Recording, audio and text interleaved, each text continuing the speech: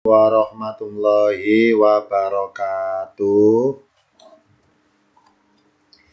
Pada pertemuan kali ini akan kita mempelajari, tepatnya materinya adalah tematik membahas tentang Nabi Musa alaihissalam beserta pengalaman beliau bersama tongkatnya. Hari ini akan kita bahas tentang Nabi Musa alaihissalam bersama tongkatnya. Dengan judul materinya adalah Musa dan tongkatnya. Sebelum kita masuk kepada materinya, dari tampilan di layar, ini adalah peta atau atlas yang saya ambil dari kitab Atlas Al-Quran. Yakni atlas perjalanan Musa alaihissalam dari kecil sampai beliau meninggal. Sekarang saya menerangkan dulu beberapa tanda dari peta yang ada di layar. Dari peta ini ada dua garis. Yang pertama adalah ini saya anggap warna hitam ya. Ada garis hitam dan ada garis warna merah. Bedanya adalah kalau yang garis hitam itu perjalanan Nabi Musa alaihissalam ketika sendirian. Ketika sendirian, tidak bersama kaumnya. Sedangkan kalau garis merah adalah rute perjalanan Nabi Musa alaihissalam ketika bersama kaumnya. Nah, sekarang saya ceritakan singkat rute perjalanan Musa alaihissalam dari warna hitam kemudian yang garis warna merah. Pertama yang warna hitam dulu. Nabi Musa alaihissalam lahir di pinggiran Mesir. Namanya desa Taiba, min Taibati. Maaf ya, karena tulisannya kecil saya baca langsung di sini. Min Taibati, dari desa Taiba, Nabi Musa alaihissalam, singkat cerita, saya ngutip dari surat Al-Qasas, dihanyutkan oleh ibunya di sungai Nil. Ini garis biru An-Nil bacanya. An-Nil, ini sungai Nil ya. An-Nil di sungai Nil. Nah, kemudian langsung hanyut dari sungai Nil menuju ke Memphis. Memphis adalah sebutan istana Fir'aun. Memphis namanya. Sebentar ya, saya ganti pulpen dulu untuk menerangkan dari lafadznya. Sebentar. Jadi Nabi Musa alaihissalam lahir di desa namanya Min Taibati. Dari desa Taiba. Kemudian hanyut di sungai Nil dan masuk ke istana Memphis. Ini ketika Musa masih bayi dalam keranjang. Singkat cerita, setelah dewasa ketika umur belasan tahun. Ketika belasan tahun Musa belum jadi nabi, Musa belasan tahun kemudian merantau. Merantau ini warna hitam ya rutenya. Merantau jauh ke negeri Madian. Ini karena tulisan Arabnya gundul. Kalau kita baca, ini kalau miring ya, saya tulis datar. Mim, dal, ya, dan nun. Apa bacanya? Bukan Madiun. Ya, kalau Madiun berarti Ponorogo, Jawa Timur. Ya, ini bukan Madiun, tapi bacanya Madian. Ya, bacanya Madian, bukan Madiun ya, Madian. Ya, apa Madian? Ya, ini negerinya Nabi Syuaib alaihissalam. Jadi Musa ketika belasan tahun merantau ke negeri Syuaib alaihissalam. Kenapa merantau? Singkat cerita, sampai dari kisah di Al-Qasas. Karena Musa ketika belasan tahun, di sini ceritanya, Musa memukul orang, berkelahi dengan orang lain karena membantu temannya. Jadi ada temannya, satu nusa satu bangsa, sama-sama berdarah bangsa Israel. Musa membantu temannya untuk tawuran ya, memukul orang lain. Karena yang dipukul adalah warga Kipti, maka Musa takut ditangkap Fir'aun, dihukum. Maka Musa melarikan diri ke negeri Madian. Di sini ketemu Nabi Syuaib alaihissalam dan singkat cerita menikah dengan salah satu anaknya. Nah, anaknya Syuaib yang dinikahi Musa namanya Sofuratu. Sofuratu. Nah, kalau dalam Alkitab Injil namanya Zepora. Zepora, dalam Injil namanya Zepora. Dalam Arab namanya Sofuro. Ya. Nah, setelah Musa singkat cerita, Musa sudah menikah selesai, maka Musa langsung dipanggil Allah berbunyi, "Idhab ila fir'auna innahu tagha." Gitu bunyi ayatnya. Karena sepeninggal Musa lari ke negeri Madian, di Mesir Firaun tambah murka. Kenapa? Karena nangkap Musa nggak nemu. Maka pelampiasan marahnya Firaun kepada rakyat bangsa Israel di Mesir. Jadi Firaun semakin togo. Apa togo? Melampaui batas perbuatannya. Langsung Allah perintahkan Musa supaya balik lagi ke Mesir. Idhab ila fir'auna innahu togo. Kata Allah, wahai Musa, idhab ila fir'auna. Pergilah menuju Firaun innahu togo, sehingga dia melampaui batas. Maka Musa bersama keluarganya balik ke Mesir. Rutenya garis hitam ya. Menelusuri, ini biru ini laut. Pinggir laut. Nah, kemudian transit di Tur Sinai. Ini banyak Tur. Ini Tur, ini Sinai. Tur, ini dalam bahasa Ibrani, kalau dalam transit bahasa Pers Mekah, namanya Jabalun. Ya, Jabalun gunung. Kalau Tur, ini dalam bahasa Ibraninya Tur. Tur Sinai. Maka disambung Tur Sina. Tur Saina. Ya. Sedangkan Ti adalah padang tandus, padang Ti di sini. Jadi ada beberapa istilah di daerah sini yang menamai Tur. Tur itu gunung. Nama gunungnya Sinai, Tur Sina gandengannya, Gunung Sina. Kemudian di lembahnya, di lereng Gunung Sina namanya Ti, padang Ti yang tandus. Jadi Musa balik ke Mesir bersama keluarganya. Rutenya warna hitam dan transit di sini. Nah, dan sebentar untuk Musa menerima panggilan dari Allah di sini Musa. Setelah selesai, baru Musa melanjutkan perjalanan menuju Mesir, menuju kepada Firaun, dan seterusnya. Jadi, rute warna hitam adalah perjalanan Musa sendirian atau tidak bersama kaumnya. Ya, sekarang kita buka kejadian Musa pertama kali bersama tongkatnya, pengalaman ngapain? Yakni di Tur Sina sini, pengalaman pertama Musa bersama tongkatnya. Kan kita buka dulu. Musa bersama tongkatnya sedang mendengar suara Tuhannya untuk pertama kalinya. Jadi Musa pertama kali bersama tongkatnya yang sedang beliau pegang mendengar suara Allah langsung. Kapan dan di mana? Tepatnya di Tur Sina. Tur artinya gunung, Sina itu nama gunungnya, Tur Sina, Gunung Sina. Jadi kejadian Musa pertama kali dengar suara Allah di mana? Ini saya lihat dalam petanya. Di sini petanya, di sini kejadiannya. Tur Sina. Jadi ketika Musa itu malam hari, ini malam hari kejadiannya. Malam hari sama istrinya, sama keluarganya, ketika di lereng gunung, Musa ngelihat ada sesuatu yang menyala di puncak gunung, menyala. Nah, karena menyala kan malam kan gelap. Musa penasaran cahaya apa itu, api apa itu. Maka Musa nyuruh istrinya nunggu di sini. Musa naik ke Tur Sina untuk penasaran melihat api apa itu kok menyala itu. Nah, ketika Musa naik ke Tur Sina, ke lembah itu, Allah langsung kasih peringatan. Ini sesungguhnya aku, ana rabbuka, akulah Tuhanmu. Jadi Allah bersuara di hadapan Musa langsung di Tur Sina itu. Wahai Musa, ini sesungguhnya aku, aku, Rabbuka Tuhanmu. Fakhla, kalau perkata alifnya kasroh, fa'ikhla, maka lepaskanlah na'laika kedua sandalmu atau terompamu. Innaka sungguhnya engkau, wahai Musa, sungguhnya engkau, wahai Musa, bil wadil muqaddasi. Bi artinya dengan, tapi di ayat ini bi artinya di. Masih ingat kaidahnya? Yang merasa ikut kajian ilmu alat paket 3. Paket 3, sudah tahu ini tentang bi. Apa bi itu? Huruf jar yang artinya dengan tapi bisa berubah artinya di. Apa cirinya? Kalau bi ketemu kata berikutnya bermaksud lokasi tempat.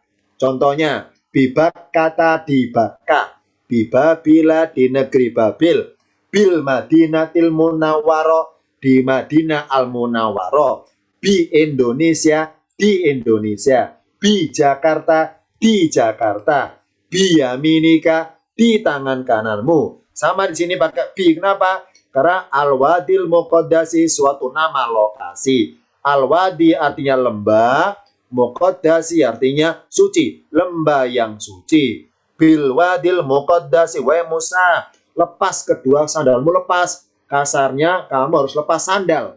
Karena kamu sedang menginjak areal tanah yang bil wadil muqaddasi, di lembah yang suci yang bernama Tuwa. Ini kalau perkatakan Tuan, karena dibaca wakof di akhir surat Toha, Tuwa kan gitu. Kalau perkata Tuan, ya Tuan ini secara transit bahasa ada artinya. Kalau secara bahasa, apa artinya Tuan? Yakni areal lapar. Ya. Areal lapar. Ini secara bahasa unik ini. Jadi lembah yang di Tursina namanya lembah Tuan. Lembah Tuan, to, wawu, tanwin, an, Tuan. Secara bahasa dalam bahasa Ibraniun, Tuan artinya areal lapar. Maksudnya kalau Musa menginjak ke air itu harus dalam kondisi berlapar-lapar lia, alias harus sedang berpuasa. Lalu silakan masuk ke tanah lembah yang disucikan itu. Jadi Tuwa ini nama lembahnya, yang segi bahasa Tuwa artinya areal lapar. Jadi Musa naik ke lembah itu. Karena Musa penasaran ada api menyala di Tursina. Jadi keluarganya nunggu di lereng gunung, Musa naik ke atas melihat api yang bercahaya itu. Nah, dalam perjalanan Musa naik ke atas ada suara Allah, Inni ana rabbuka. Wahai Musa, sungguhnya akulah Tuhanmu. Fa'ikhla na'laika, maka lepaskanlah kedua sandalmu. Innaka, sungguhnya kamu bil wadil muqaddasi. Kamu sedang berada di lembah yang suci yang bernama Tuwa. Lembah areal tempat orang dalam kondisi harus berlapar-lapar di situ.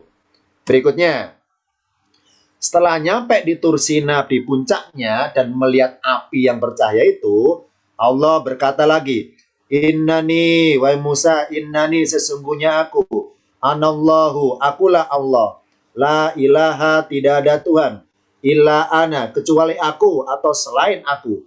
Fa'budni, ini kalau perkata jumlahnya 3 kata. Fa artinya maka, alifnya dibaca doma, ubud, sembahlah, itu aku, sembahlah aku. Wa kimi sholata, dan dirikanlah sholat lidzikri, kalau perkata bagi ingatanku. Arti bahasnya untuk mengingatku. Saya ulangi, innani, sungguhnya aku, anallahu, akulah Allah, la ilaha, tidak ada Tuhan, illa ana, selain aku. Fa'budni, wahai Musa, maka sembahlah aku. Wa kimi sholata, dan dirikanlah sholat lidzikri, untuk mengingatku. Jadi ketika mata Musa melihat api yang bercahaya itu, jadi Musa sambil dengar suara Allah berkata, innani anallahu la ilaha illa ana fa'budni wa qimis sholata lidzikri. Sesungguhnya akulah Allah, tidak Tuhan selain aku, maka sembahlah aku dan dengan sholat untuk mengingatku. Jadi perintah Allah kepada Musa adalah supaya mendirikan sholatnya itu tujuannya untuk mengingatku.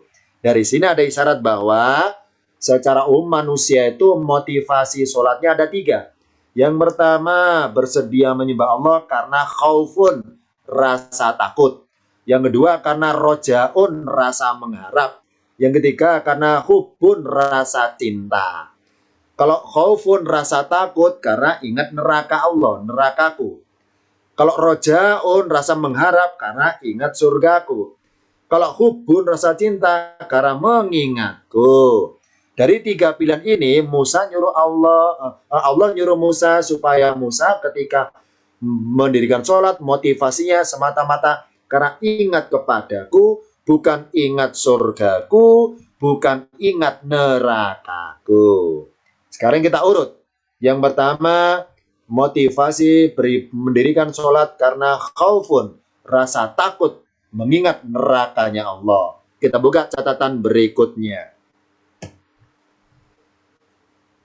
Dirikanlah sholat untuk mengingat nerakaku. Nah, dalam ayat tadi tidak berbunyi untuk mengingat nerakaku. Jadi Allah tidak berkata kepada Musa dengan bunyi wa aqimis sholata ya lidzikri nari untuk ingat nerakaku. Tidak, kita bunyi lidzikri untuk mengingatku.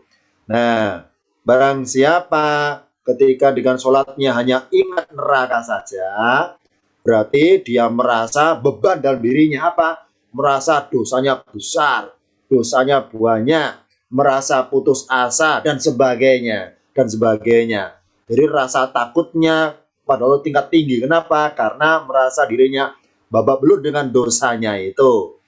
Ada isyarat dari Allah berbunyi dalam hadis Rasul, Inna rahmati, sesungguhnya rahmatku, taglibu godobi, sesungguhnya rahmatku mengalahkan kemurkaanku. Jadi barang siapa motivasi beribadah sholatnya itu karena ingat nerakanya, maka dipastikan beribadah sholat itu merasa apa? Suatu keterpaksaan. Yani apa? Yani kalau tidak mengerjakan maka beresiko akan terbakar di neraka karena murkanya itu. Yang kedua, setiap dia dengan sholat itu merasa belum puas dengan sholatnya. Yani apa? Merasa kurang khusyuk, merasa nggak mungkin diterima, merasa kurang mutu. Jadi merasa dalam kondisi sholatnya tidak bernilai. Nah, ini tidak bernilai, merasa ragu dan sebagainya. Jadi dalam setiap perbuatan baik pun merasa seperti itu dan merasa terbayangkan dengan nerakanya Allah, dengan murkanya Allah. Ingat bahwa rahmat Allah itu mengalahkan kemurkaannya. Maksudnya bahwa selama manusia itu dengan sholatnya itu semata-mata mengharapkan rahmat Allah saja, tidak memikirkan berapa dosa dia. Kenapa? Jumlah banyaknya dosanya itu masih kalah banyak dengan jumlah rahmatnya. Kalau ke sana motivasinya, maka sesuai dengan janji Allah dalam hadis Rasul bahwa rahmat Allah mengalahkan kemurkaannya. Ini yang pertama. Allah tidak berkata, dirikanlah sholat Musa untuk mengingat nerakaku. Berikutnya ilustrasinya. Ada lafaz di Al-Quran sebutan jahimun. Ya. Jahimun dan jahannamu. Sebentar ya, saya ganti warna dulu. Sebentar. Warna kuning. Ada kata jahimun. Jahimu. Ada kata jahannamu. Secara bahasa, jahim ini bahasa Arab, benar. Tapi ingat bahwa di Jazirah Arab banyak suku. Lain suku, lain dialeknya. Ya, lain suku, lain dialeknya. Nah, jahimu ini dari suku dialek Ibraniun. Dari bahasa Ibraniun. Ain, ba, ro, nun, ya. Ibraniun. Nah, dalam bahasa Ibraniun, apa Ibraniun? Bahasa orang Israel, Bani Israel. Dalam bahasa Ibraniun, jahim artinya bibir sumur. Bibir sumur.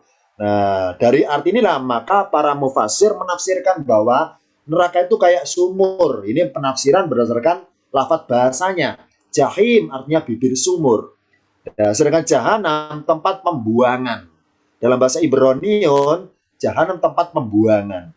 Nah, dari segi bahasa jahim bibir sumur maka terserah bahwa posisi neraka jahim itu arealnya paling permukaan, ya, di permukaan. Ya, ini dari segi namanya jahim bibir sumur, maka para mufassir menafsirkan bahwa permukaan neraka arealnya dinamakan jahim. Nah, jahim permukaannya, bibir sumur ini jahim arealnya. Mengenai tingkat apa saja antara jahim dan jahanam banyak sekali nama-namanya. Di antara banyak nama neraka itu, yang terkenal dua ini, jahim sama jahanam. Sini disebut. Kenapa? Permukaan sama dasar. Permukaan dan dasar. Jahim permukaannya, dasar jahanamnya. Ini sering disebut jahim dan jahanam. Nah, ada cuplikan ayat berbunyi ini lafadznya, wa idal jahimu su'irat. Nah, ini barangkali kita ada yang ingat. Ini kira-kira surat apa namanya? Wa idal jahimu su'irat. Ini diambil dari cuplikan surat At-Takwir yang berbunyi idas syamsu kuwirat, ya, surat At-Takwir. Surat At-Takwir. Wa idal jahimu su'irat, kalau diartikan dan jika jahim dinyalakan. Nah, kenapa di Al-Qur'an enggak berbunyi wa idza jahannamu su'irat, dan jika neraka jahanam dinyalakan? Tidak. Kata-kata dinyalakan itu jahim bukan jahanam. Nah, kita ungkap di sini secara bahasa. Apa hikmahnya Allah mengatakan bahwa waidal jahimu su'irat, dan jika jahim dinyalakan? kenapa hanya jahim yang dinyalakan? Kok nggak jahanam yang dinyalakan apinya itu? Jawabannya adalah, hikmahnya, jahim ada di permukaan. Ingat bahwa namanya sumur, sumur itu lubangnya di atas ya. Sumur lubangnya di atas. Nah, sumur lubangnya di atas. Jadi manusia yang dimasukkan ke neraka ada dua kategori. Yang pertama, ada manusia masuk neraka lewat pintu-pintunya. Ini pintu-pintu ini. Bahwa ini pintu-pintu. Di pintu jahanam. Jadi ada manusia masuk neraka lewat pintu-pintunya. Yang kedua, ada masuk neraka lewat atas jatuh ke bawah. Ya, ada dua kategori. Ya, contohnya saya ngutip dari surat Az-Zumar. Wasiqal ladina kafaru ila jahannama zumara hatta idza ja'wa futihat abwabuha. Jadi ketika Allah menggiring orang-orang kafir ke jahanam, ketika mereka sampai di pintunya, futihat, dibukalah pintu-pintunya. Oh, berarti ada orang masuk neraka lewat pintu-pintunya. Ada juga orang masuk neraka, yakni apa? Ketika nyebrang jatuh ke bawah. Nah, ini ada masuk neraka dari atas jatuh ke bawah, ada masuk neraka lewat pintunya langsung ke bawah, langsung pintunya langsung. Nah, dari sini jahim. Kenapa jahim dinyalakan? Hikmahnya saja, hikmahnya. Jadi ketika Allah melemparkan manusia ke neraka, ya, ke neraka jahanam, ini penuh, isinya penuh. Udah penuh. Nah, ketika penuh, maka tumpukan manusia yang ada di permukaan jahim, itu oleh Allah yang merasakan dibakar dulu adalah jahim. Kenapa? Karena jahim dinyalakan duluan. Wedal jahimu syur, dan jika jahim dinyalakan, maka dimulailah pembakaran itu. Jadi merambatnya api dari atas ke bawah. Kenapa? Karena dalam Al-Quran kata-kata darajatun, contoh ya, berbunyi darajatun, artinya derajat atau tingkatan. Darajatun. Ada juga darokatun di Al-Quran. Darokatun, fidarkil asfali namanya. Darokatun sama. Darajatun artinya tingkatan. Darok pakai kaf, darokatun sama tingkatan. Bedanya kalau darajatun tingkatan mengarah ke atas. Kalau darokatun tingkatan mengarah ke bawah. Makanya berbunyi fidarkil asfali minan nari. Oh, berarti neraka bertingkat-tingkat. Tapi tingkatnya mengarah ke bawah ya. Kalau surga bertingkat-tingkat, tapi mengarahnya tingkatnya ke atas ya.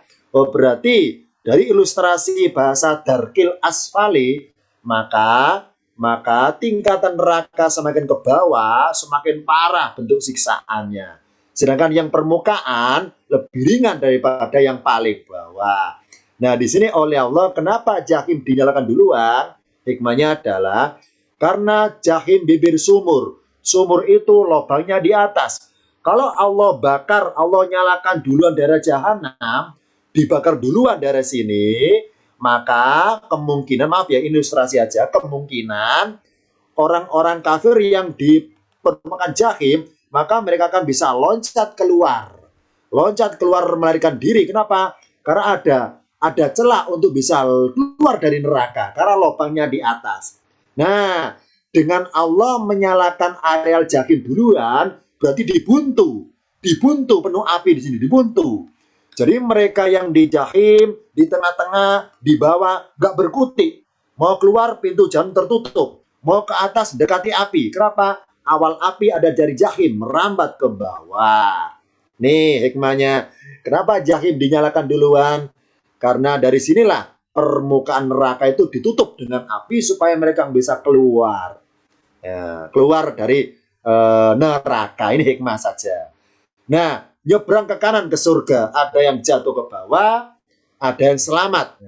Tergantung iman dan takwanya orang tersebut. Ini gambaran. Waidal jahimu su'irot, dan jika jahim dinyalakan, maka dimulailah pembakaran di neraka itu. Nah, yang dilemparkan Allah siapa saja? Ada dua kategori. Innakum, sungguhnya kalian, wahai manusia, wa ma ta'buduna, dan apa yang kalian sembah, misalnya berhala atau patung, min dunillah, dari selain Allah, hasabu jahannama, sebagai umpannya jahanam. Oh, berarti barang siapa nyembah berhala, maka berhalanya dilemparkan Allah ke jahanam, orangnya juga dilempar ke jahanam. Jadi manusianya masuk neraka, dan yang disembah pun masuk neraka. Ini keterangan dari Al-Anbiya 98. Kata Allah, apa yang kalian sembah dari selain Allah itu menjadi umpannya neraka jahanam. Umpan berarti dilemparkan, umpannya jahanam. Nah, Allah melemparkan manusia kafir ke neraka itu banyak. Karena banyak. Nah, tanda banyak penuhnya itu ada dialog rekamannya. Coba lihat surat Qaf 30. Jadi ketika Allah melemparkan kafir ke neraka, Allah tanya kepada jahanam. Ingat bahwa jahanam itu makhluk Allah juga, bisa diajak dialog, diajak bicara dengan Allah. Allah berkata, yauma pada hari, nakulu kami berkata kepada jahanam, hal imtalakti, kalau berkata alimnya kasroh. Wahai jahanam, hal imtalakti, apakah kamu sudah terisi penuh? Jadi ketika jahanam dilempari Allah, banyak manusia ke dalamnya itu, nah jahanam penuh sesak, isinya penuh sesak. Nah ketika penuh sesak, Allah tanya, wahai jahanam, hal imtalakti, apakah kamu sudah terisi penuh? Watakulu, dan dia berkata, dia ini jahanam. Jahanam nggak bilang sudah, belum, nggak gitu. Tapi balik bertanya, hal min mazid, adakah dari tambahannya? Ini kasarnya. Ketika Allah melempar manusia ke neraka beserta berhalanya itu, ke neraka jahanam, Allah tanya, wahai jahanam, apakah kamu sudah terisi penuh? Jahanam balik tanya Allah, apakah masih ada tambahannya lagi? Sebenarnya sudah penuh, sudah penuh. Nah, apa hikmahnya jahanam nggak bilang penuh? Ini adab makhluk kepada Tuhannya. Jadi apa? Ketika kalau bilang penuh berarti merasa menghalangi Tuhannya untuk tidak mengisi lagi. Ya. Jangan balik apa ada tambahannya. Sebenarnya sudah penuh. Mana tanda penuhnya? Saya kutip dari An-Nisa 21, tutup ayatnya panjang ini. Wala yajiduna anha mahison. Dan mereka, siapa mereka penghuni neraka itu tidak mendapatkan darinya mahison, orang berkata ya, tempat yang kosong. Tempat yang kosong untuk lari darinya. Secara bahasa mahison tempat yang kosong, berarti penuh sesak. Jadi jahanam penuh. Tapi ketika jahanam diisi Allah banyak manusia, jahanam nggak bilang penuh. Tapi balik bertanya, apakah masih ada tambahannya? Sebenarnya sudah penuh, tapi nggak berani bilang penuh. Ini ilustrasi bahwa banyak manusia Allah umpankan atau lemparkan ke dalam jahanam yang paling bawah itu karena penuh sampai ke menjulang ke permukaan jahim. Nah, orang di area jahim inilah yang dibakar duluan dan merambat ke bawah apinya. Karena sifatnya api merambat ke bawah. Kalau di dunia sifatnya api menyala merambat ke atas. Kalau di neraka sifatnya api merambatnya ke bawah, bukan ke atas. Berikutnya catatannya. Sekarang tentang kadar panas apinya. Saya mengutip dari kitab Sahih Muslim hadis 2843. Ini maaf ya, karena saya mengutip dari teks aslinya yang Arab gundul, saya baca langsung. Saya ganti pulpen dulu warna kuning biar kelihatan di layarnya. Yang pertama, An Abi Hurairah, dari Abi Hurairah, anin Nabi, dari Nabi Sallallahu Alaihi Wasallam. Qala, dia berkata, ini Nabi berkata, kata Nabi, narukum, ini Nabi berkata pada para sahabat ini, depan para semuanya nih, karena kum ini kalian, narukum, api kalian, wahai para sahabat, api kalian hadi, api kalian ini. Jadi ketika Rasul itu berkatanya, juga ada api di situ, dipraktekkan langsung. Jadi depan para sahabat ada api di situ dan Rasul nunjuk. Narukum hadihi, api kalian ini, allati yuqadu, yang dinyalakan ibnu Adama, yang dinyalakan cucu Adam, itu kadar panasnya api yang dinyalakan Adam di dunia itu juz'un, yakni satu bagian min sabeina, dari 70 juz'an bagian, alias kalau dalam matematika namanya 1/70. Jadi panasnya api di dunia itu 1/70 dibanding panasnya jahanam. Bukan 1/2 loh ya, 1/70. Berarti kecil ya. Kalau 1/2 setengahnya, ibarat misalnya suhu derajatnya itu setengahnya. Tapi Rasul bilang bahwa juz'un min sab'ina juz'an. Juz'un min, ini kalau dalam bahasa Arab di dua angka, juz'un min sab'ina juz'an. 1/70 bagian. Min harri jahannama, dari panasnya jahanam. Jadi sepanas-panasnya api di dunia atau di bumi, itu dibanding jahanam nggak seberapa. Hanya 1/70. Bisa dibayangkan ya, 1/70. Berarti sisanya adalah 69/70. Ya, sisanya ini. Jadi 69 banding 1 kasarnya. Jadi api di dunia panasnya kita bayangkan 1 derajat. Nah, sedangkan jahanam 69 kali derajatnya. Itu perbandingannya. Nah, akhirnya Rasul bilang bahwa apinya 1/70 min harri jahanam. Langsung para sahabat komentar, qalu, mereka berkata, wallahi, demi Allah, in kanat, jika adalah dalam kurung demikian ya Rasul, lakafiyatun, sungguh cukup ya Rasul, cukup. Maksudnya apa? Jangan sampai Allah menambah lagi panasnya, cukup ya Rasul, cukup. Ya. Lakafiyatun ya Rasulullah, sungguh cukup ya Rasulullah, cukup. Rasul meneruskan, qala, dia berkata, Rasul berkata, fa innaha, maka sungguhnya ia, si api yang di jahanam itu, fudilat alaiha, dilebihkan atasnya, bitis atin, dengan 7, ya, wasitina, tis atin 9, wasitina 60, berarti 69. Juz'an bagian kulluha, kulihat tiap-tiapnya mislu haria, seperti semisal panasnya. Ini maksudnya. Jadi kata Rasul, api yang sekarang kita di dunia itu sepanas-panasnya api dunia dibanding jahanam hanya 1/70. Berarti sekarang di neraka sisanya adalah 69/70. Nah, kata Rasul, nanti fudilat, fa innaha fudilat alaiha bitis atin wasitina juz'an. Siapa? Kata Rasul, 69/70 itu nanti di akhirat 69 ini masing-masing satuannya dilipat gandakan 69 kali lipat, 69 kali 69. Jadi persatuannya dilipat gandakan masing-masing 69 kali lipat. Ya. Bisa dibayangkan ya. Jadi 69 sisanya ini masing-masing satuannya lipat ganda 69 kali lipat dari api yang sekarang itu. Ini namanya fudilat. Ya, jadi kata Rasul, berarti panasnya api neraka sekarang itu dibanding di akhirat lebih panas nanti. Kenapa? 69 masing-masing angka dilipat gandakan 69 kali lipat lagi. Kulluha mislu harriya, kata Rasul. Ini mengenai hadis tentang kadarnya panasnya api jahanam dibanding api di dunia. Api di dunia hanya 1/70. Ya. Api di neraka 69/70 perbandingannya. Berikutnya, sekarang mengenai Allah melemparkan batu atau manusia ke neraka. Dari permukaan sampai dasar itu berapa? Kalau ingin tahu berapa dalamnya neraka, ibarat sumur, berapa dalamnya sumurnya itu, ada hadisnya. Saya ngutip dari kitab Sahih Muslim, hadis nomor 844. An Nabi Hurairah, dari Abu Hurairah, kunna, ini suatu ketika ini, kunna, kami sedang berada ma'an Nabi, bersama Nabi sallallahu alaihi wasallam. Ketika sami'a, mendengar, wajibatan, benda jatuh. Jadi suatu ketika para sahabat bersama Nabi jalan-jalan, dengar benda gaib jatuh. Benda wajibatan itu benda jatuh. Faqalan nabiyyu, berkatalah Nabi sallallahu alaihi wasallam. Nah, Rasul berkatanya sambil tanya, tadaruna ma hada? Tahukah kalian apakah ini? Arti bahasnya, tahukah kalian suara apakah ini? Jadi para sahabat dengar benda jatuh keras, tapi mereka tolak-tolak kanan kiri, nggak ngeliat bendanya. Nah, Rasul juga dengar. Rasul tanya, tadaruna ma hada? Tahukah kalian suara apakah ini? Qulna, kami berkata, Allahu wa rasuluhu a'lamu. Allah dan Rasulnya lebih mengetahui. Nah, sahabat nggak tahu. Mereka bilang, Allah dan Rasulnya lebih mengetahui. Olah, dia berkata, Rasul jawab nih, hada hajarun. Ini batu, lengkapnya ini suara batu.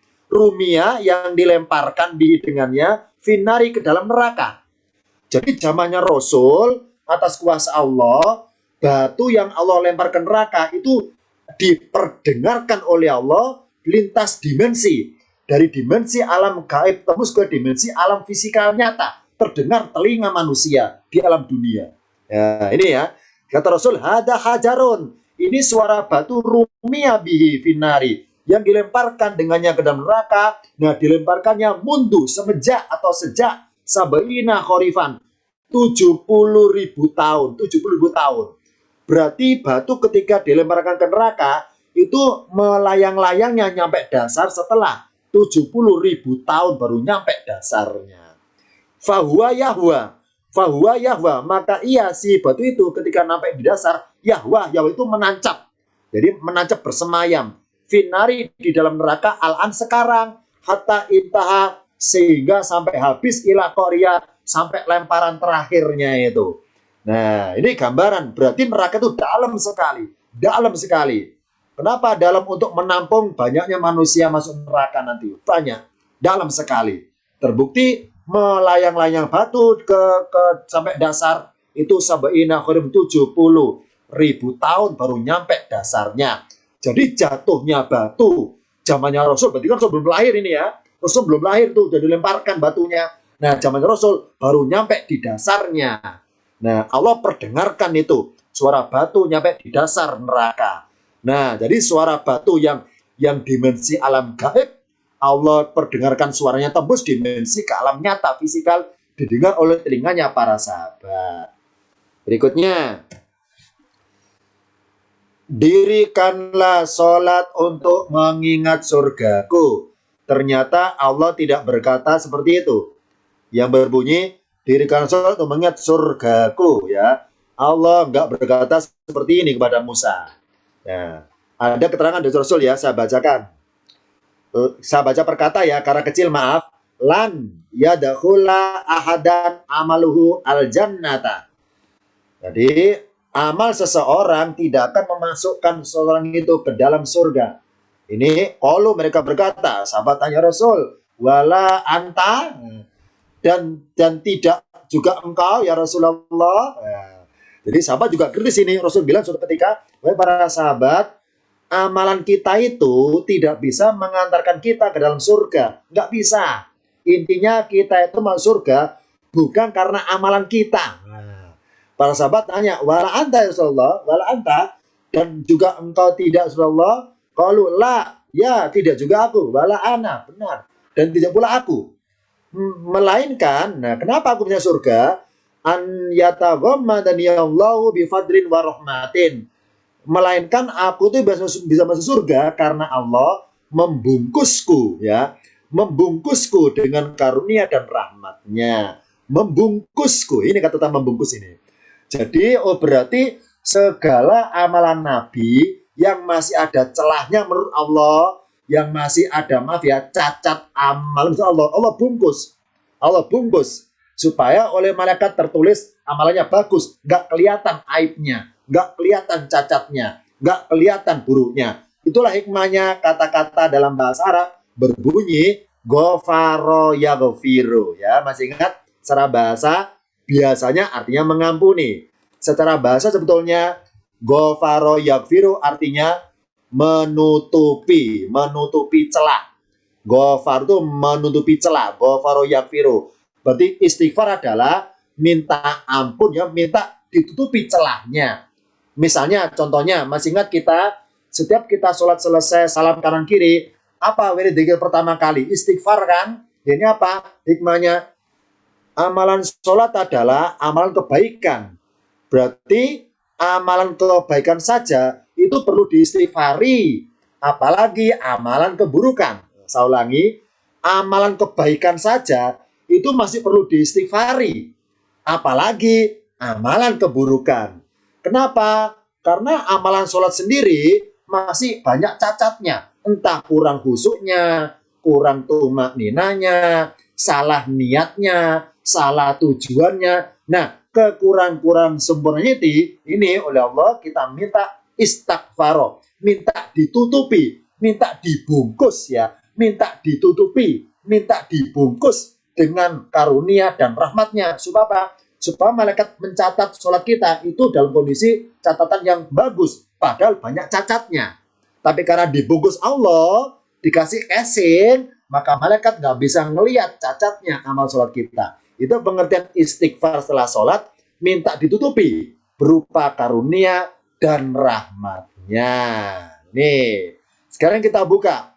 Kalau gitu bedanya apa? Karunia dan rahmat Rasul bisa masuk surga bukan karena amalannya. Maksudnya, amalan Rasul menurut Allah ada juga yang kurang sempurna. Menurut Allah loh ya, tingkatan Allah loh ya. Menurut Allah. Nah, karena Allah bungkus dengan karunia rahmatnya, maka Rasul selamat dari neraka, selamat dari adab Allah. Kenapa? Dibungkus dengan karunia dan rahmatnya. Sekarang kita buka bedanya apa karunia dan rahmat. Kita buka catatan berikutnya. Surat Yunus ayat 58. Kata Allah, kul katakanlah, bifadlillahi dengan karunia Allah, wa birahmati dan rahmatnya lah, fabidzalika maka dengan itu, falyafrahu maka dalam mereka merasa senang, huwa khairun dia lebih baik, mimma dari apa yang yajma'una mereka kumpulkan.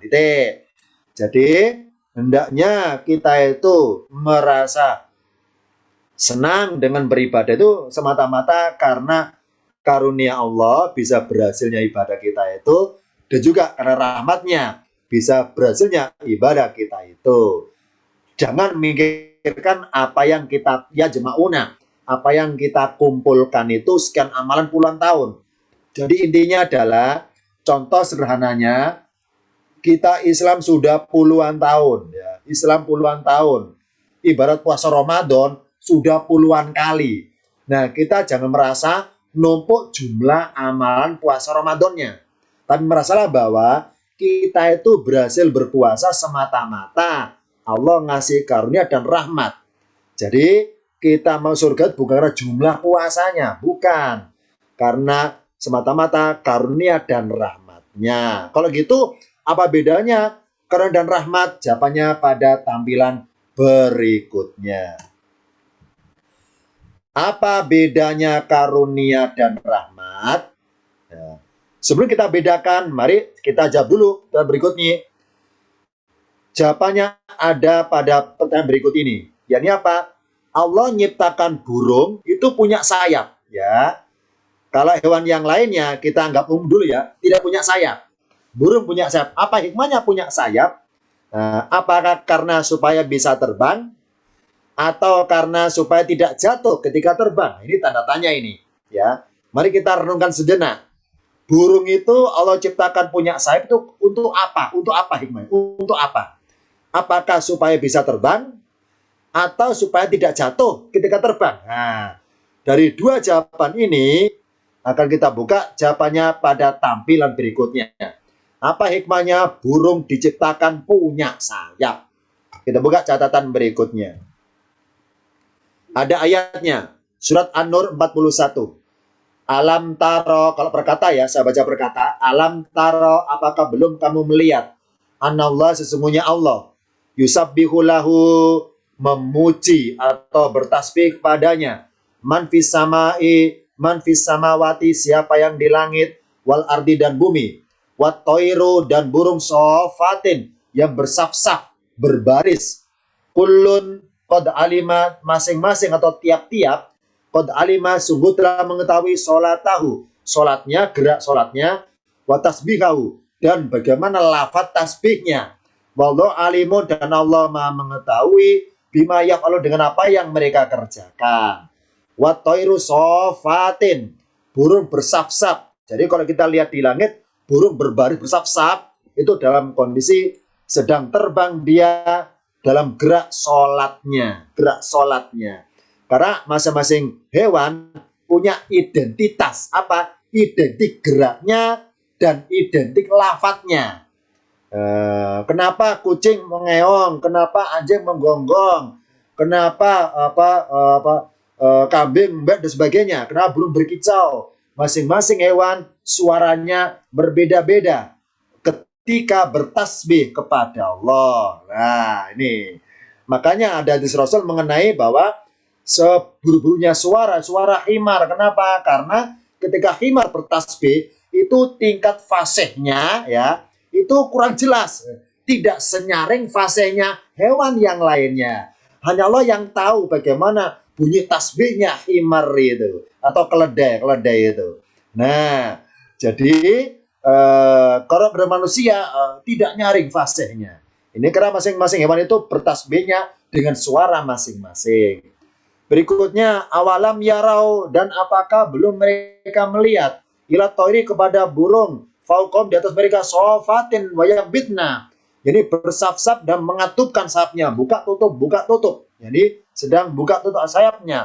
Ma yumsikuhunna, tidaklah ada yang memegangnya atau menahannya illa rahmanu, kecuali yang maha pengasih. Dari sini kata kuncinya, oh berarti burung bisa terbang karena Allah beri karunia. Apa sih karunia? Berwujud sayap. Sedangkan burung tidak jatuh, Allah kasih rahmat. Berupa apa? Berwujud perbuatan Allah ngapain? Menahannya di udara. Burung bisa terbang karena punya sayap. Karena dengan alat sayap itulah gerak sholatnya burung itu. Yang kedua, kenapa nggak jatuh ya? Bukan karena sayapnya nggak jatuh itu, tapi karena Allah menahan. Allah menahan, entah Allah ngirim angin supaya ditahan itu nggak jatuh, entah Allah ngirim tekanan udara dari bawah ke atas supaya nggak jatuh. Itu Allah maha tahu bagaimana cara Allah menahan burung supaya nggak jatuh. Allah yang menahannya, bukan hebatnya burung, Allah yang menahannya. Jadi sayap berwujud karunia, sedangkan Allah perbuatan menahan itu berwujud rahmat Allah. Dari sini maka kesimpulan definisi karunia dan rahmat adalah, definisi karunia adalah jika dilihat dari lafaz Arabnya fadlun. Secara bahasa apa fadlun? Kelebihan. Kelebihan. Berarti karunia adalah suatu kelebihan atau perlakuan lebih yang diberikan Allah kepada hambanya. Supaya apa? Supaya hambanya bisa berbuat lebih. Nah, dengan berbuat lebih sehingga tercapainya keberhasilan. Misalnya burung. Burung bisa gerak sholat di udara karena punya sayap. Nah, sedangkan sayap itu sendiri pemberian dari Allah, maka burung berhasil sholat. Kenapa berhasil ya? Karena kasih Allah ngasih karunia. Berwujud sayap itu sendiri. Oh berarti sama dengan kita. Kita kok bisa sholat ya? Allah kasih karunia. Berupa apa? Misalnya kesehatan, bisa berdiri lama. Kesehatan bisa gerak, Allahu Akbar. Berarti sehat adalah karunia dari Allah. Kita berhasil. Kalau mereka yang sakit, sulit ibadah gerak sholatnya. Nah berarti sehat adalah suatu pemberian kelebihan dibanding mereka yang sakit, nggak bisa gerak sempurna sholatnya. Ini contoh karunia berwujud kesehatan. Sama di sini burung karunia berwujud sayapnya. Itu karunia. Yani apa? Perlakuan lebih atau diberi kelebihan dibanding yang lainnya.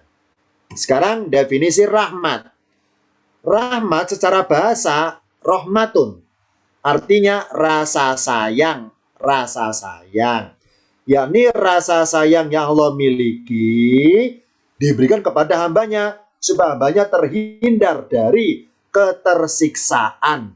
Karena menurut saya ngutip dari surat Al-Ankabut 21, yakni apa? Di sini ada kata-kata menyayangi, lawan katanya menyiksa. Ya, menyayangi lawan kata menyiksa. Karena Allah punya rasa sayang, Allah berikan kepada manusia supaya tidak mengalami lawan keadaan, tidak mengalami ketersiksaan. Sedangkan ketersiksaan itu macam-macam wujudnya. Misalnya tersiksa kenapa? Karena mengalami kegagalan alias nggak berhasil. Karena mengalami celaka alias nggak selamat. Karena mengalami akibat buruk yang ditimbulkan. Nah, misalnya, maaf ya, contoh sederhananya ini. Contoh misalnya, saya mencuri. Kenapa nggak ketahuan ya? Itu hakikatnya Allah ngasih rahmat itu ya. Jadi dengan tidak ketahuannya itu Allah ngasih kesempatan supaya saya sadar bahwa dengan diselamatkannya nggak ketahuan itulah, saya sadar supaya mengembalikan barangnya, supaya tobat. Kalau kemudian besok saya ngulangi lagi, ya ternyata Allah selamatkan lagi, Allah kasih rahmat berupa penyelamatan gantian orang, kok saya nggak tobat lagi, maka besoknya ketika saya nyuri lagi, Allah kasihkan adab berupa apa?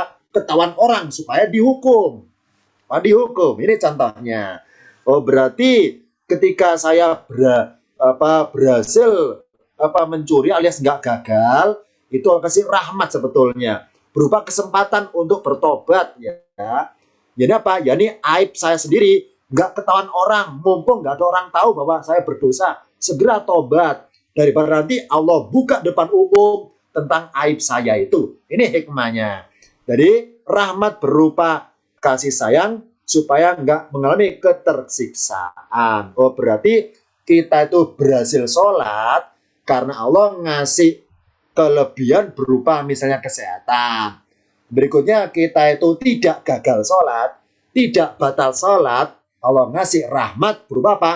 Penyelamatan dari segala godaan yang bisa membatalkan peribadatan sholat. Ini hikmahnya. Berikutnya, kata Allah kepada Musa, wa qimis sholata lidzikri, karena hubun, cinta kepadaku. Wahai Musa, dengan sholat karena ingat kepadaku, ingat Allah ini. Sebagaimana Musa karena pertama kali pernah dengar suara Allah ketika Musa bersama keluarganya OTW perjalanan dari Madian ke Mesir. Nah, setelah itu Musa, kisah singkat ya, Musa balik lagi ke Madian bersama kaumnya nyebrang Laut Merah. Nah, setelahnya menyeberang selesai, Allah manggil Musa, wahai Musa, untuk suruh naik ke Tursina lagi. Maka Musa dengan suara tahun ada rasa rindu pengen bercakap-cakap lagi. Maka Musa ketika rombongan sama kaumnya itu, Musa jauh lari ke depan, jauh dulu lari ke depan dulu, menyegerakan diri untuk memenuhi panggilan Allah. Jadi segera langkahnya disegerakan. Kenapa? Musa kangen rindu dengan suara Tuhan itu. Nah, ini cuplikan ayatnya, saya buka berikutnya. Jadi adegannya di sini adegannya. Ketika Musa selesai di Mesir mengajak kaumnya untuk pergi meninggalkan Mesir, nyebrang laut. Mana lautnya? Ini danau ini. Jadi danau oleh Allah satukan. Allah satukan. Ya. Maka karena menyatu, maka jadilah nyebrang laut adalah danau. Nyebrang laut ya, selesai ya. Baru selesai, warna merah Musa sama kaumnya. Nah, ketika di sini arealnya, di tengah perjalanan Allah nyuruh Musa supaya naik ke Tursina. Maka Musa, kaum masih berjalan kaki, lama ini kaumnya di belakang. Musa lari duluan sendirian, cepat-cepat ke Tursina. Nah, Allah manggil. Kenapa? Jadi ketika Allah manggil Musa supaya ke Tursina, naik Tursina, Musa menyegerakan diri. Kenapa segera menghadap Tuhannya? Karena rindu dengan suaranya itu. Rindu dengan suara itu, rasa cintanya ada. Rindunya itu. Jadi Musa cepat-cepatan ini, cepat-cepatan. Nah, jadi kaumnya ditinggal. Ketika Musa lari duluan ke depan, naik ke Tursina, kaumnya masih di belakang pelan-pelan jalannya, Musa duluan naik ke atas. Nah, ketika tiba di Tursina di puncak, Allah bertanya. Saya buka surat Toha 884. Wahai Musa, wa ma a'jalaka. Ini kalau perkata gini hasilnya. Dan apakah yang menyebabkan engkau menjadi segera, gitu maksudnya, a'jalaka. Dan apakah yang menyebabkan menyegerakanmu, gitu arti aslinya. Wa ma a'jalaka, dan apakah yang menyebabkanmu jadi segera, itu arti aslinya. Arti bebasnya dalam bahasa tafsir, mengapa kamu datang lebih cepat an qaumika daripada kaummu ya Musa? Qala dia berkata, Musa jawab, hum ulai, mereka itu, mereka itulah kaumku, ala athari, menyusul aku di belakang, gitu kasarnya. Wajil tuh, dan aku bersegera kepadamu ya Allah, Robbi, wahai Tuhanku, litardo, supaya engkau ridho. Nah, ini ingat bahwa pernah saya berikan ya kajian tematik di sini juga di forum ini yang berjudul Musa Pemalu ya. Musa orang yang pemalu. Masih ingat, cari filenya di YouTube. Musa orang yang pemalu. Nah, sama di sini. Ketika Allah manggil Musa, jadi ini Allah perintah dari Allah. Apa perintah Allah? Yani Musa disuruh ke Tursina, naik lagi. Nah, jadi ini maaf ya, hikmah saja. Ketika Allah perintahkan Musa ke Tursina, maka Musa ninggalin kaumnya, Musa duluan ke depan. Jadi dalam tanda kutip, di satu sisi Musa rindu pengen ketemu Allah lagi dalam dengar suaranya itu. Tapi di sisi yang lain, Musa dalam tanda kutip ya, merasa diuntungkan dengan perintah itu. Ini apa?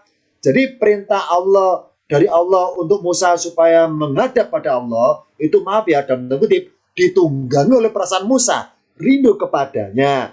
Makanya Musa bahasanya halus. Gini tujuannya Musa, alasannya. Allah kan tanya, wahai Musa, kenapa kamu cepet-cepetan ninggalin kaummu, kenapa? Musa bilang, ya supaya engkau ridho. Gini aslinya, karena aku rindu kepadamu ya Allah, gitu aslinya. Cuma disamarkan, litardo, supaya engkau ridho, apa? Supaya engkau nggak marah kalau aku telat, ya gitu. Contoh gini misalnya, ini contoh ilustrasinya. Ini dalam bahasa ilmu mantik ya, ilmu mantik seperti mantiknya. Gini, misalnya ya, maaf contoh aja. Eh, kita cinta si A, kita cinta seseorang. Nah, ketika dalam puncak cinta kita ada rasa rindu, karena terpisah ya, rindu. Nah, ketika dia nelpon kita, pengen ketemuan, ya, maka kita pasti segera mendatangi dia dengan tepat waktu. Nah, ketika kita ternyata datang lebih cepat, nah, itu dia tanya, loh kenapa Anda? Kamu kan saya suruh ke rumahku jam 9 pagi. Kenapa kok setengah 9 udah nyampe? Apa arti kita tuh? Pasti kita punya modus seperti ini. Ya, supaya kau nggak marah kalau saya terlambat, kita kan sangat rindu sekali dengan dia. Ini contohnya. Jadi, permintaan Allah kepada Musa supaya menghadap itu, ya, itu Musa merasa diuntungkan di perintah itu. Ya, diuntungkan. Kenapa? Jadi pelampiasan rindunya tuh terlampiaskan akhirnya. Litardo, supaya engkau itu ridho atas ketidaktelatan, atas ketidakterlambatnya aku menghadapmu, gitu maksudnya. Supaya engkau ridho karena aku nggak telat. Nah, aslinya adalah karena aku pengen segera dengan suaramu, gitu aslinya. Ini hikmah saja. Ya, Musa pemalu, nggak bilang terus terang kalau mau bilang seperti itu, pemalu. Litardo disamarkan. Ini dalam bahasa balago ini kisahnya. Berikutnya, pengalaman Musa bersama tongkatnya. Kapan? Ketika ditanyai oleh Tuhannya. Ketika ia sedang tercengang melihat cahaya api. Nah, terjadinya di sini kejadiannya. Nah, ini sama ya ketika Musa sama keluarganya masih rute warna hitam. Jadi Musa itu sini bawa tongkatnya. Karena pertama kali lihat cahaya ataupun api yang ada cahaya itu, maka dalam puncak tercengangnya itu ya ada dialognya. Jadi ketika Musa tercengang melihat api yang ada sinarnya itu, sampai dia bengong sambil dengar suara Tuhan, maka Allah tanya, wa matilka biyaminika ya Musa. Wahai Musa, apa yang ada di tangan kananmu itu ya Musa? Ini supaya Musa menoleh ya. Sebenarnya menoleh karena cahaya dari itu nyorot ke Musa. Ini nih dalam bahasa ilmiahnya ada di sini. Ketika kita disorot oleh lampu yang menyilaukan mata berlama-lama, terus tiba-tiba lampunya dipadamkan, pasti kornea mata kita langsung kaget, ya, langsung buram tiba-tiba. Itu bisa menyakitkan, mengurangi ketajaman kornea mata. Ketika disorot cahaya, kemudian tiba-tiba padam, lenyap tiba-tiba, maka mata kita menjadi agak berkurang ketajamannya nanti ke depannya. Nah, oleh Allah, supaya mata Musa itu tidak kaget kalau cahaya api itu tiba-tiba lenyap, maka dalam tanda kutip, Allah nyuruh Musa noleh ke tangan kanannya. Wahai Musa, apa yang ada di tangan kanan itu noleh. Dengan menoleh, maka cahaya apinya lenyap. Nah, jadi dari lenyapnya cahaya api itu, ketika Musa menoleh, jadi nggak mengganggu mata beliau, nggak mengganggu mata Musa. Nah, ketika Musa menoleh ke tangan kanan, terus balik ke depan lagi, sudah hilang apinya. Nah, karena Musa gugup, ditanya kaget, Musa jawabnya bertele-tele. Oh iya, asoya, dia adalah tongkatku. Atau aku bertelekan kepadanya. Jadi Musa menerangkan fungsi tongkatnya. Padahal Allah hanya tanya, wahai Musa, apa tanganmu itu? Harusnya jawabnya singkat, oh ini tongkat kan selesai. Tapi tidak Musa, nerangkan fungsi tongkat. Padahal Allah nggak tanya fungsi tongkatnya. Ini namanya Musa jawabannya gugup. Kenapa? Kaget. Karena tiba-tiba ketika tercengang ditanya sesuatu. Ini hikmahnya. Jadi Musa itu orangnya lugu, ya. Di hadapan Tuhan merasa lugu, ya, lugu. Ini hikmahnya. Berikutnya, terakhir, pengalaman Musa bersama tongkatnya. Ya, ini kapan? Mukul batu keluar air. Mana kejadiannya? Sama terusnya. Tapi bersama kaumnya. Lihat ya, warna merah. Jadi Musa sama kaumnya itu, Musa ngajak kaumnya pulang ke Yerusalem. Di sini ke Yerusalem, ke Palestina. Tapi mereka nggak mau langsung. Maunya transit dulu di Tursina. Jadi mereka muter-muter di sini selama arba'ina 40 tahun. Jadi mereka muter-muter sini 40 tahun. Jadi tinggal di sini 40 tahun. Setelah itu baru mereka berpulang ke tanah mereka, ke Yerusalem. Nah ini kejadian mereka bermukim 40 tahun. Di sini kejadiannya Musa mukul batu keluar air. Jadi ingat bahwa padang itu padang tandus, nggak ada airnya, nggak ada pohonnya, jadi kering. Ya mereka makannya dari mana dan salwa, minumnya dari batu dipukul keluar air. Sekarang adegan mukul batu keluar air. Waidis tasko Musa, dan ketika Musa meminta air istisqo, soal istisqo apa istasqo, soal istisqo, meminta air lewat ritual istisqo. Musa untuk kaumnya, fakulna maka berkata, wahai Musa, idrib biasokal hajaro, pukullah dengan tongkatmu batu itu. Setelah dipukul batunya, fan fajarot, maka memancarlah. Ingat fa dalam kajian pakai 3 ini huruf atau langsung, fa maka langsung spontan. Maka memancarlah darinya ithnata asrata ainan 12 mata air. Titik, berhenti. Jadi ketika batu dipukul, keluarlah dari celah-celah batunya 12 pancuran mata air. Yang menarik adalah kalimat ayatnya, redaksi kalimatnya berbunyi idrib biasokal hajaro. Saya buka catatan berikutnya. Misalnya lafadznya berbunyi ini, idrib biasokal hajaro. Al-Quran paling yang atas. Ya, kalau bahasa Arab paling yang bawah. Idrib al hajaro biasoka. Ini dalam bahasa Arab pakai yang bawah. Idrib artinya pukullah, al hajaro batu itu biasa dengan kontakmu. Jadi dalam terjemahan bahasa tafsirnya pakai terjemahan yang bawah. Tapi tulisannya pakai yang atas. Nah, sekarang kita buka yang atas dulu. Urutannya idrib pukullah. Namanya pukullah kata perintah. Ada pelakunya. Jadi pelaku dan perbuatannya. Biasoka dengan tongkatmu. Ini alatnya. Mukul apa? Objeknya al-hajarah batu itu.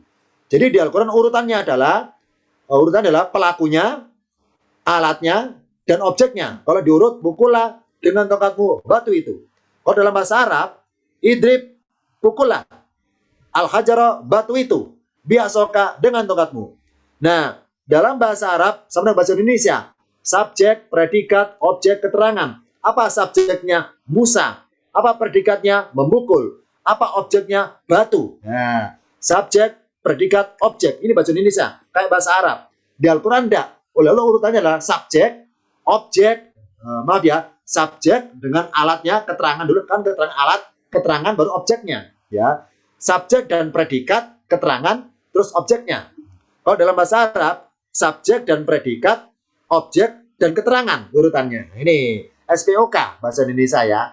Nah, ternyata Allah urut pukullah dengan tongkatmu batu itu. Nah, lafadz di Al-Quran ini kalau di dalam bahasa tafsir terjemahnya nggak pakai yang ini, pakai yang bawah. Padahal kalau pakai yang bawah, lafadznya yang ini harusnya. Nah, ini.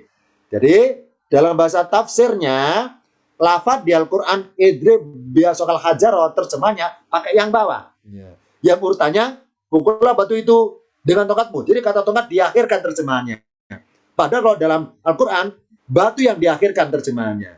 Sekarang kita ungkap. Bedanya apa? Yang pertama, kalau alatnya disebut berdekatan dengan pelakunya, tongkat dengan Musa, ya berdekatan belumnya, maka tongkatnya harus terpegang oleh tangannya Musa.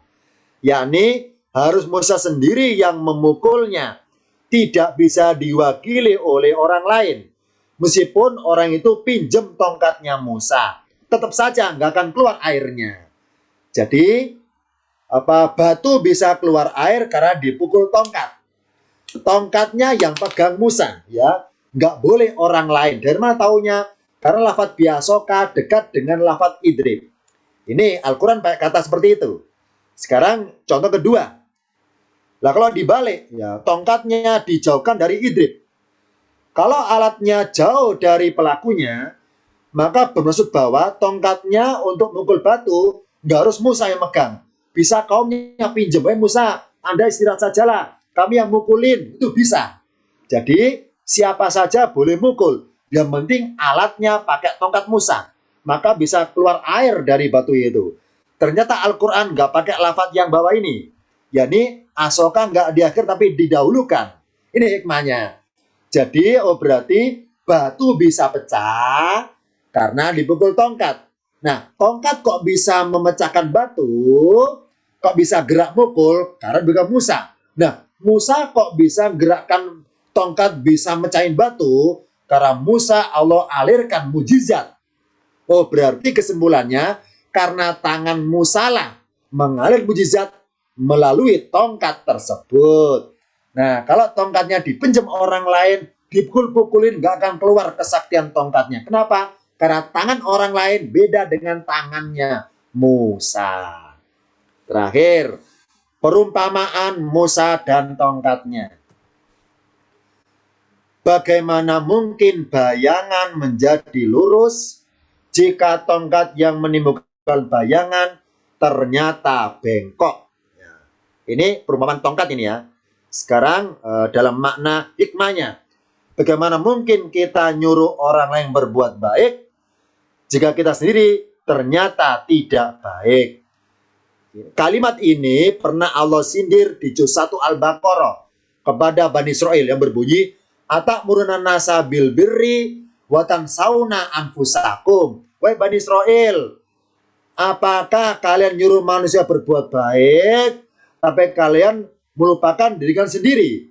Jadi nyuruh orang lain mengimani Muhammad, tapi mereka sendiri nggak mau mengimani Muhammad. Itu namanya nyuruh orang berbuat baik, tapi dia sendiri nggak baik, orangnya nggak baik. Nah, ini nggak mungkin tongkat bayangannya lurus kalau tongkatnya bengkok. Nah, ini ya, orang lain nggak akan mau disuruh kalau yang nyuruh ternyata nggak mencontohkan. Berikutnya, bagaimana mungkin tongkat bisa menimbulkan bayangan kalau tongkatnya berada dalam kegelapan? Bagaimana mungkin bisa menghasilkan kebaikan kalau kita sendiri masih dalam ketidakbaikan? Ini kalimat hikmah di sini nih. Jadi kalau kita pengen kita itu punya bayangan, bayangan mas ya, anak kita pengen jadi anak baik, maka mari kita itu keluar dari bayangan, keluar dari kegelapan, cari tempat terang benderang supaya menciptakan bayangan. Nah, supaya ada peneladanan. Kalau kita dalam kegelapan, maka sulit diteladani orang. Sulit lahirnya bayangan kalau kita dalam kegelapan. Bagaimana supaya orang niru kita? Mari cari tempat, cari nur, cari cahaya, tempat terang benderang. Cari tempat terang supaya lahirnya bayangan. Ini. Berikutnya, bagaimana mungkin tongkat bisa mengakui, misalnya tongkat bisa ngomong ya, bahwa keluarnya air dari batu itu karena jasa pukulannya. Padahal si tongkat itu nggak akan bisa mukul kalau Musa tidak menggerakkannya. Misalnya tongkat bisa ngomong, ya weh Musa, batu bisa keluar itu karena jasaku, karena diriku menyentuh batu itu. Nah, jadi tongkat merasa berjasa, Musa tidak. Nah, bagaimana mungkin tongkat bisa mengakui bahwa keluarnya air dari batu karena pukulannya? Padahal tongkat nggak bisa mukul sendiri kan, kalau Musa nggak menggerakkannya. Sekarang hikmahnya, bagaimana mungkin kita minta pahala kepada Allah atas hasil perbuatan baik kita kepada orang lain? Pada Allah lah yang berbaik untuk orang lain melalui tangan kita. Contoh, orang jatuh saya tolong, hakikatnya Allah yang nolong, cuma lewat tangan saya. Nah ini, lewat tangan saya. Jadi tangan saya adalah sebagai tongkat dari Allah untuk nolong orang itu. Tongkat sebatas alat yang dimanfaatkan pemiliknya. Contoh sederhana seperti ini. Misalnya, si A orangnya mendolimi saya. Nah, si A orangnya dosanya banyak karena mendolimi saya. Nah, Allah Maha Pengampun, pengen mengampuni orang itu. Maka Allah milih saya sebagai korbannya untuk Allah titipi sifat pengampunnya untuk saya praktekkan, ngampuni orang itu. Alias ketika saya didolimi, saya nggak boleh balas, nggak boleh dendam. Tapi menjadi alat dari Allah untuk mengalirkan sifat pengampunnya. Saya harus rela menjadi alat dari Allah untuk ngampuni orang itu. Jadi barang siapa suka memaafkan, suka mengampuni, berarti dia sebagai alat dari Allah. Dipilih Allah ikut serta dalam perbuatan Tuhan. Bersyukurlah kita itu. Allah pengen berbuat mengampuni orang.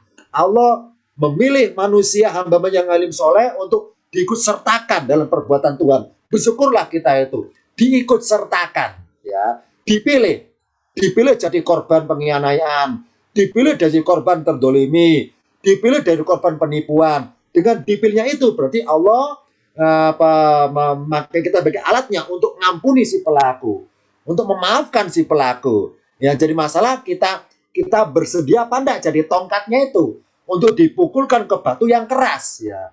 Kita bersedia enggak jadi tongkatnya Allah untuk mengalihkan rahmatnya kepada orang yang keras itu wataknya, yang keras itu dosanya. Nah, kita bersedia enggak? Ini hikmahnya. Tongkat bersedia ketika Nabi Musa untuk pukul batu yang keras itu supaya keluar airnya. Supaya keluar airnya. Ini hikmahnya. Kesimpulannya adalah mari kita seperti Musa. Senang berlama-lama bercengkrama dengan Tuhannya. Mari kita seperti Musa. Sangat merindukan pertemuan dengan Tuhannya. Mari kita seperti Musa. Alim soleh pribadinya karena makbulnya doa, bukan karena lafadznya ya, tapi karena alim soleh orangnya. Berarti batu bisa keluar air, hakikatnya bukan karena tongkatnya, tapi karena yang megang tongkat siapa? yakni Musa, karena alim soleh Musa. Coba kalau kaumnya yang megang, nggak akan keluar itu air dari batu. Oh, berarti makbulnya doa, hakikatnya bukan karena fasihnya, tapi alim solehnya. Siapa yang berdoa? Mesti minta berdoa itu nggak fasih. Berdoa Robil ngalamin, nggak fasih alim, Robil ngalamin, ya. Masalah mukamat, meskipun nggak fasih doanya, selama murni karena Allah berdoanya dan alim soleh orangnya, itu makbul doanya. Selama syariatnya dia jalankan, tidak makan haram, meskipun nggak fasih doanya, makbul itu doanya. Kenapa? Karena orangnya, bukan karena lafadznya. Apa lafadz itu? Alat. Lafadz adalah alat. Apa tongkat? Alat saja. Yang penting siapa yang megang? yakni Musa. Karena Musa lah, maka tongkat menjadi berkhasiat. Ya. Karena kita alim soleh lah, maka doa menjadi berkhasiat. Kesana hikmahnya. Mari kita menjadi tongkatnya Musa. Rela dipakai alat Allah untuk mengenalkan sifat ketuhanan kepada hamba-hambanya.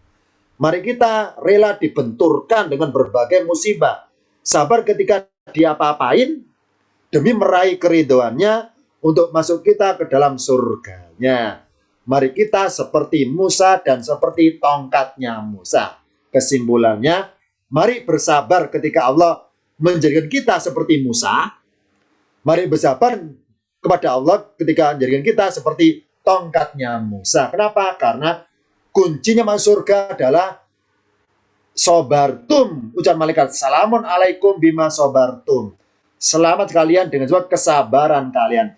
Ini ucapan malaikat pertama kali kepada penghuni surga. Selamat ya kalian masuk surga karena kesabaran kalian. Sabar diapa-apain, ya. Sabar diperalat oleh Allah. Sabar dijadikan seperti Musa. Sabar dijadikan seperti tongkatnya Musa. Itu dulu sementara hari ini, singkat materinya, maaf karena panjang slide-nya. Sebelum diakhiri, barangkali ada yang tanyakan, silakan. Terakhir, diklik materinya. Silakan, sebelum diakhiri. Kalau bertanya, diklik mikrofonnya. Silakan bagi yang ingin bertanya, bisa diaktifkan mikrofonnya, sudah saya buka. Silakan.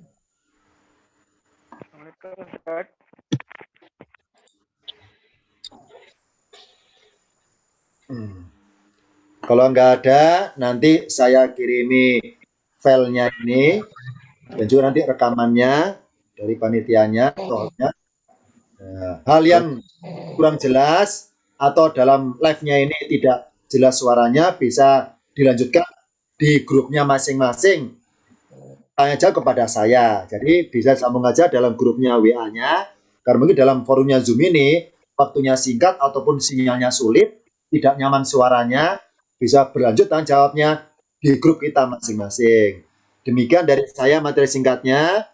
Insya Allah kita akan bertemu lagi di forum yang sama di episode mendatang.